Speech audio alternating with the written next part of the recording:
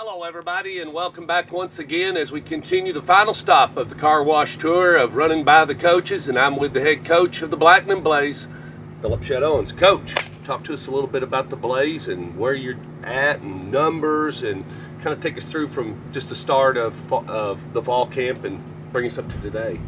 Start with numbers. Roughly 100 kids on the varsity team, a little bit over 50 on our freshman team, so our numbers are still pretty big. And lost a few to Stewart's Creek, as far as the upcoming freshman class. We got less numbers in that class, but we still, have 52 or something like that. So they were infusing that school, so they were going to pull from. So we lost some of that class, but we still, have a good class there. So numbers are good. We've had a great fall camp, relatively injury-free. A few nicks and bruises. We lost a freshman, broke his arm in a scrimmage game. It was Coach Williams' son, Chris.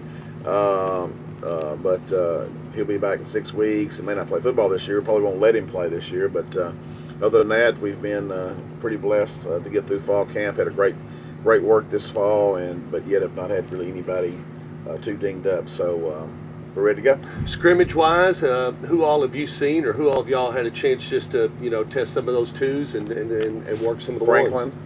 Went Franklin the first Friday, Chattanooga McCauley the second Friday. And that's it. We've only had 2. We had BGA scheduled, but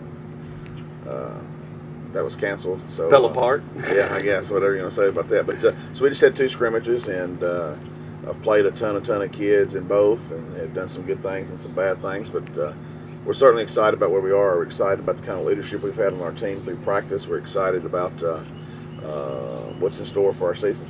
What's going to be the personality of this team? You always had a personality or some type of theme, or what is Blackman? That's just kind of how you build your unity with your guys and stuff. What is kind of going to be, this group? What is it taking on, or is it take that forward? Well, we still have to find out, I guess, on a Friday night, what you're going to hang your hat on and what your kids can perform on Friday night. But we certainly think that offensively we can be a little bit of a lot of things. We can be spread. We can be 2 backs and get in tight formations and come downhill. I've really been impressed with some progress our offensive line's made. I think we're deep at the receiver position, but yeah, we're inexperienced there. But I think we're deep. I think we got 9 that we can play on a Friday night and feel good about all 9 of them. And 2 tailbacks that are performing. Really, a third one I think is getting close to ready too. So you got Cole obviously coming back. You got Charlie Davidson has really had a good spring and fall, and Chris Anderson, the next tailback, has really made progress this fall. So feel good about that. Feel good about our fullback positions with Antonio Allen and Chase Murphy. Jawan Jennings has taken control at the quarterback position. Is kind of the leader of our offense, and has really improved, and is very dynamic in what he can do on both sides of the ball. I guess that's why he's the 12th rated safety in the country in his class. There's a reason why he's been offered by all those schools already as a young junior. But I feel good about where we are offensively. Defensively, I feel we have probably the 2 best tandem inside linebackers in the state with Austin Mosier and Antonio Allen. And we're deep at outside backer. We have 4 kids playing those positions. Our secondary, we feel like we can go 7 or 8 deep in those 3 positions back there. So we feel good about where we are. Now it's just a matter of turning on the lights and seeing how you perform when it counts for real.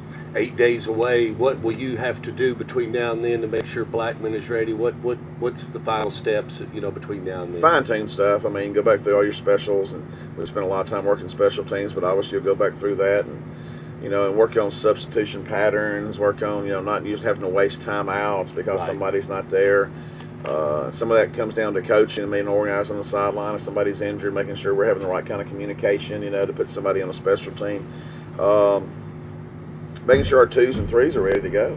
Yeah. Everybody wants to know who your starters are. They might ought to ask who your number 2s are, because a lot of times those guys finish games, especially early in the year. Right. Early in the year, I remember back at Smyrna one year, we were down to our 4th group of linebackers in.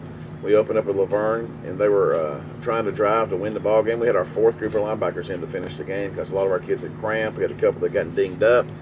And TV game. That was a TV game. Bottom line is you got to be, and that's what I try to sell to our kids, and I think they understand it, is that, being a starter, that's all fine and dandy, but a lot of times the number 2 or number 3 guy may have to finish a game for you. So we've tried to work hard on depth, tried to really develop that in scrimmages and give those guys lots of playing time to see who can perform. And so now it's just fine-tuning, getting our game plan in for Siegel, and getting ready to roll. Any message to the parents or things? You have to talk to you get a chance to talk to them, and I know you will tomorrow night after the scrimmage. You'll have a small chat with the group as normal, but just a message out to the fans and the parents as a whole. Anything to the Blackman? No, it should be exciting times. I mean, we got a great group of kids. It's been a lot of fun to coach. Hadn't had any issues as far as behaviors and those kind of things. They've done a really good job. So I look forward to it.